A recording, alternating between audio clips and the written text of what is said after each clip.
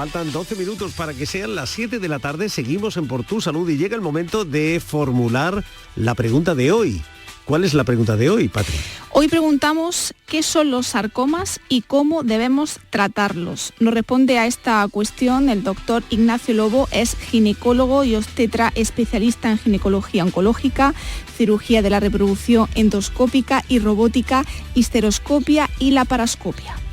Bueno, pues el doctor Lobo va a contestar a esta pregunta que contiene un término que, así, escuchado, de pronto impone, ¿no? Ese término, sarcoma, pues parece que nos impone un poco. Está en la pregunta de hoy, ¿qué son los sarcomas y cómo debemos tratarlo? Una pregunta que trasladamos al doctor Ignacio Lobo. Doctor, buenas tardes.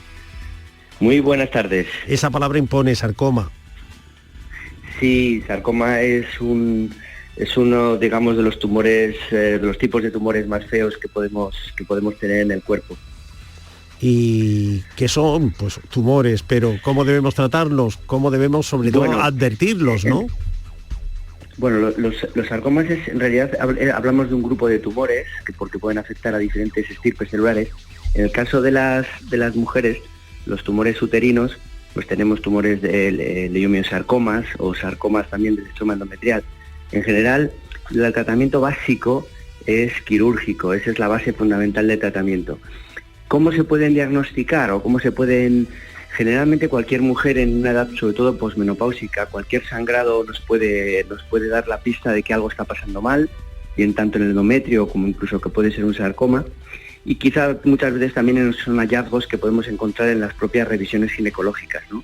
Miomas que han crecido en exceso o tumoraciones pélvicas que no estaban en revisiones previas, pues eso nos suelen poner en la pista de que algo raro está pasando.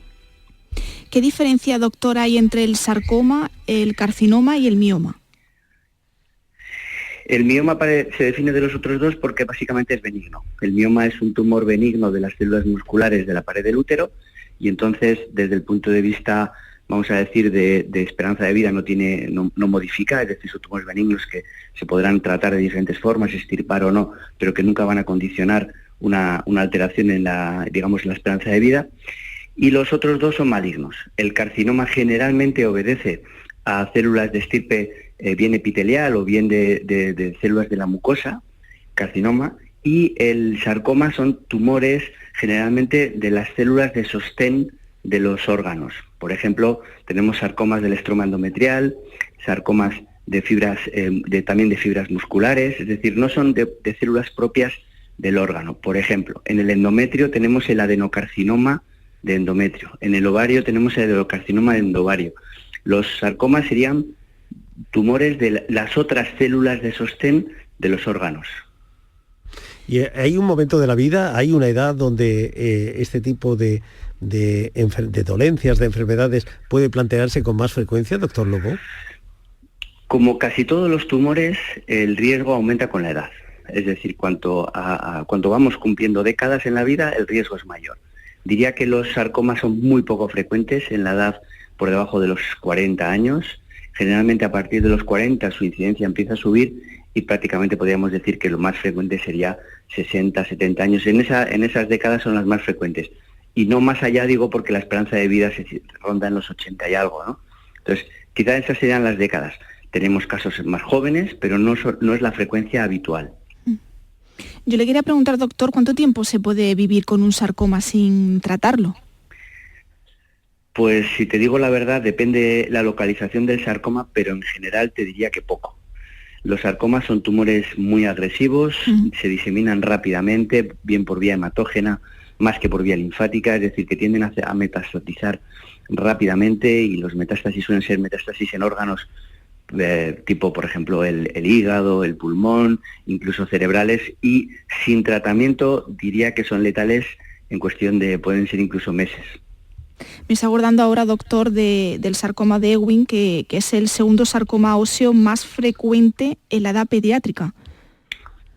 Sí, ese es como yo me estaba refiriendo sobre todo a los sarcomas un poco de origen ginecológico, pero tienes razón, el sarcoma de Ewing es un sarcoma muy especial y probablemente sea, junto con la leucemia infantil, sean los dos tumores los dos tipos de tumores que más nos preocupan en la edad pediátrica.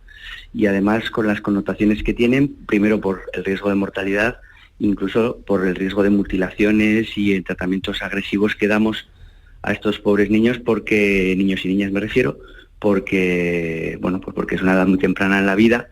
Y bueno, pues tenemos la suerte que en algunos casos conseguimos que sobrevivan muchos años, pero en otros, por desgracia, pues no. Usted es experto en técnicas de vanguardia como cirugía vaginal V-NOT. ¿En qué consiste? Pues mira, la cirugía V-NOT, la V hace referencia a vagina y el NOT, leído del inglés al revés, sería la cirugía endoscópica a través de orificios naturales. En este caso, como los ginecólogos, nuestro orificio principal es la vagina y consiste en fusionar dos tipos de cirugía. La cirugía vaginal clásica con la cirugía moderna actual endoscópica, mínimamente invasiva. Entonces, lo que hacemos es utilizar una óptica, una cámara que nos permite ver, que es lo moderno, lo que hoy por hoy más realizamos, pero a través de la vagina, y nos permite bien extirpar el útero si es lo que necesitamos para hacer a la mujer, pero hoy, por ejemplo, esta misma mañana hemos extirpado varios miomas a unas pacientes sin tener que quitarles el útero, y lo hemos hecho perfectamente por vía vaginal.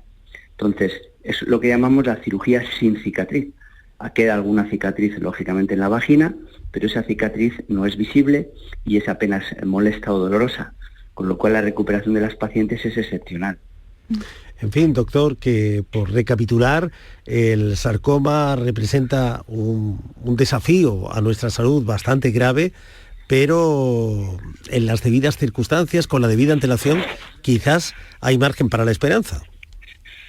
Por supuesto, la esperanza es lo último que se pierde. Siempre lo más importante es, ante cualquier signo o síntoma de alarma, consultar con el especialista correspondiente y a partir de ahí iniciar las pruebas diagnósticas que correspondan y sin demora el tratamiento.